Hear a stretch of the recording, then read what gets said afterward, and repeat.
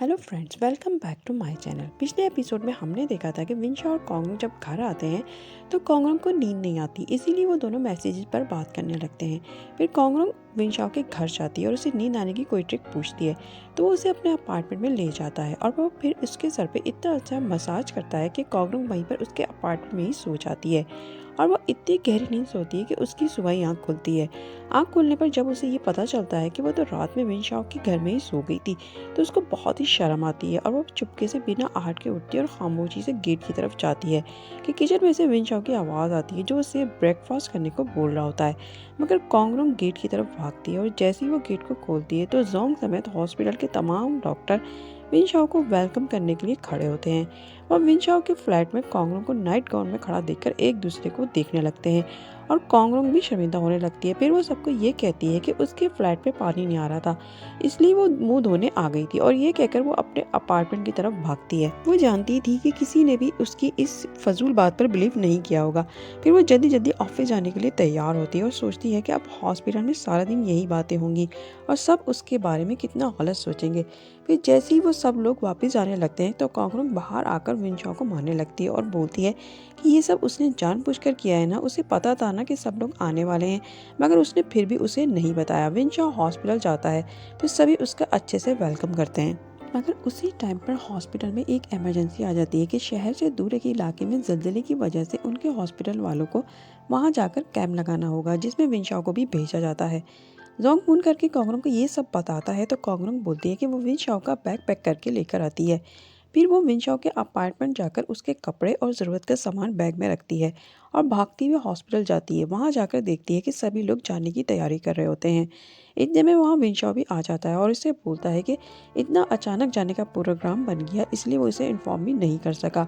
कॉन्गरंग उसे सामान का बैग देती है और अपना ख्याल रखने का बोलती है। विंशा उसे हक कर लेता है। इतने में उसके जाने का टाइम हो जाता है। दोनों ही बहुत ज़्यादा सैड होने लगते हैं। विंशा उससे वादा करता है कि वो हर रोज़ वहाँ से उसे ज़रूर फ़ोन करेगा और अपना ख्याल भी रखेगा। फिर वो देखते ही देखते वहाँ से चला जाता है और कॉन्गरंग सैड सी वापस घर चली जाती है। उधर लुई सुबह ही सुबह आयशा को अपनी शॉप में बुलाता है और जब वो आती है तो पहले तो वो उसे फूल देता है, जिसे देखकर वो बहुत ज़्यादा खुश हो जाती है। फिर वो उसे एक बैग पकड़ाकर कहता है कि वो उसे कहीं घूमने के लिए लेकर जाना चाहता है। फिर वो इसे एक खूबसूरत पहाड़ी पर लेकर आता है, मगर वहाँ पर उसे इतना चलना पड़ता है कि आयशा थक जाती है और लुई को बोलने लगती है कि वो उसे कहीं और नहीं ले जा सकता था, यहाँ तो बहुत ज़्यादा वो थक गई है। मगर ऊपर पहुंचकर वो उस खूबसूरत जगह को देखकर सब भूल जाती है। लुई बोलता है कि वो उसके साथ कुछ खूबसूरत वक्त बिताना चाहता था, इसलिए वो उसे यहाँ लेकर आया है क्योंकि इस जगह पर बहुत सुकून है और वो दोनों यहाँ पर बहुत अच्छा वक्त गुजार सकते हैं और एक दूसरे को समझ सकते हैं। क्योंकि दोनों ही की नेचर एक दूसरे से काफ़ी चेंज थी, इसलिए लुई इसे जानबूझकर यहाँ पर लेकर आया था ताकि दोनों एक साथ बैठकर एक दूसरे की आदतों को जान सकें। फिर लुई आयशा को अपने हाथ से चाय बनाकर पिलाता है जो कि उसे बहुत ज़्यादा पसंद आती है और बदले में वो उससे किस मांगता है। फिर उसके पास कॉन्गरंग का फ़ोन आ जाता है और वो उसे विंशा के जाने का बताती है और उसे अपने पास बुलाती है क्योंकि विंशा के जाने के बाद वो उसे काफ़ी मिस कर रही होती है। आयशा बताती है कि वो उस वक्त वहाँ नहीं है, इसीलिए अभी तो नहीं आ सकती। फिर वो लुई से वापस सिटी चलने को बोलती है क्योंकि उसे कॉन्गरंग की बहुत ज़्यादा फिक्र थी। उधर कॉन्गरंग के पास जब से विंशा गया था उसकी कोई भी खैरियत का मैसेज नहीं आया था, इसलिए वो बहुत ज़्यादा परेशान थी और वो मुसलसल न्यूज़ के ज़रिए वहाँ की अपडेट ले रही होती है। मगर पूरा दिन और पूरी रात गुजर जाती है और विंशा ना तो उसके मैसेज का जवाब दे रहा होता है और ना ही अपनी खैरियत का बता रहा होता है। ऑफिस में भी सारा दिन कॉन्गरंग का काम में दिल नहीं लगता, तो वो बिलाखिर विंशा के पास जाने का फैसला कर लेती है और वो अपनी एक हफ्ते की छुट्टियों की लीव लेकर चैंगमिंग को जाकर देती है और उनके पूछने पर वो बताती है कि वो विंशा के पास जाकर उन लोगों की हेल्प करना चाहती है। चैंगमिंग बोलते हैं कि वो विंशा के लिए अपना फ्यूचर भी दांव पर लगा देगी। इस पर कॉन्गरंग कहती है कि वो अभी जाकर विंशा की हेल्प करना चाहती है और चैंगमिंग उसकी लीव को एक्सेप्ट कर लेते हैं और समझ जाते हैं कि कॉन्गरंग विंशा के लिए कितनी ज़्यादा प्रोटेक्टिव है।